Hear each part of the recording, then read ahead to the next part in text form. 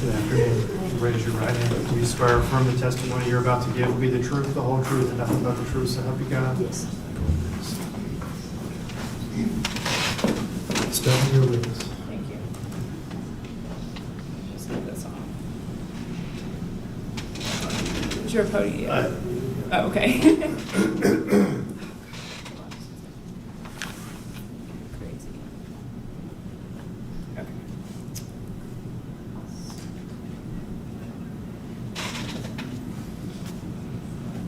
Okay. All right. For the record, ma'am, just state your name real quick. Jacqueline Roger. And you're really Madison's mother, obviously, right? Yes.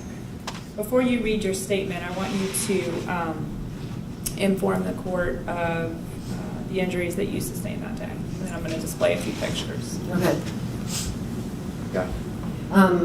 One in my head, from here to here. One on my hand that cut both tendons of my thumb and broke my bone and cut the muscles away from my palm.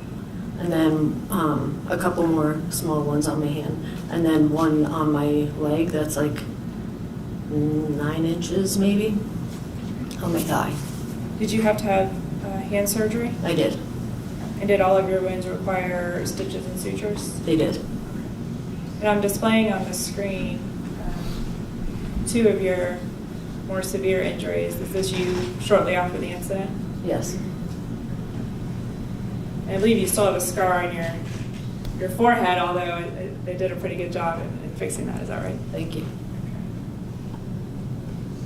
And then is this your hand injury? Yes. And are those just photographs of your legs as well? My knees were like scraped really deep, and the tops of my feet were. You had shorts on that day, correct? Yes. Okay. From where you kind of were in the sidewalk area there? Yes. Near the grass? Okay. All right, Ms. Roger, if you have a statement, I know you want to read that. My name is Jacqueline Roger, and I am the extremely proud mother of Madison Schemitz. First, I'd like to thank you, Your Honor, for all your time with this case. I imagine your job to be extremely difficult. Looking at all these images and evidence I know is awful. My family truly appreciates you. Thank you, Kennedy, for saving my daughter's life. I cannot ever express how much you mean to me and my family. You are the epitome of what a man should be, and I'm grateful for your parents for raising such a superhuman. I love you all beyond measure. Thank you to our amazing first responders who then kept Madison alive. You guys are our family now, and we love you all so deeply. From that day and every day forward, you have all been incredible. To the Memorial Trauma Team and Neuro Team for being so amazing and taking care of my daughter like she was your own.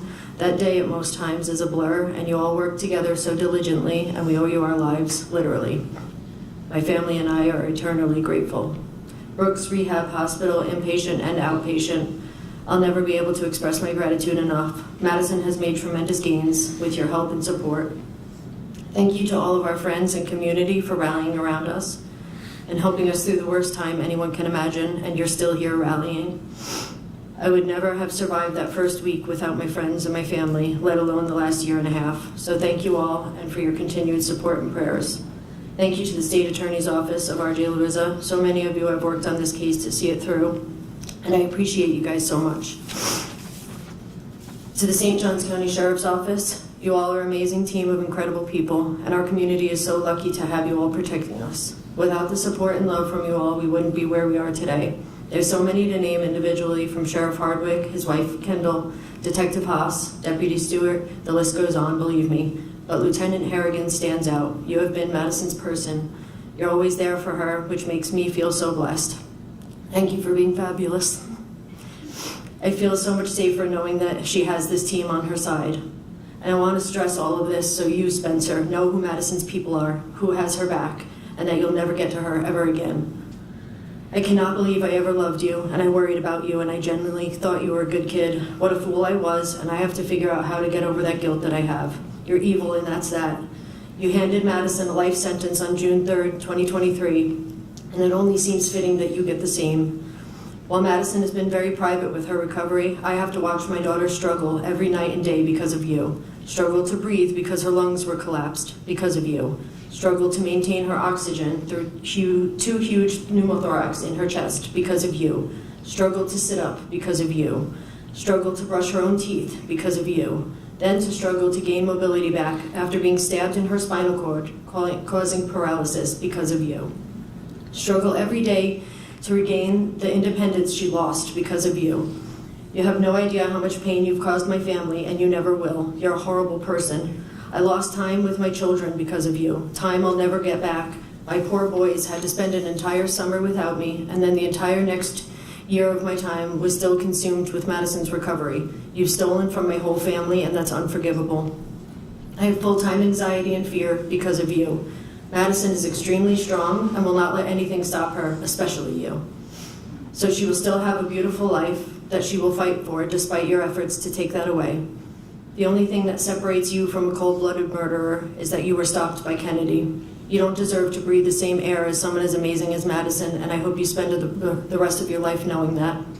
I've watched everyone in my family struggle because of you. I used to be happy and social, and now I'm medicated just to leave my house. I used to see the good in everyone, and now I expect the worst and worry nonstop what could happen or what people's intentions are. I've watched all my children have terrible nightmares and struggle with their own PTSD. I haven't slept more than 4 hours in a year and a half. I wonder how you sleep every day, and I wonder how your parents sleep.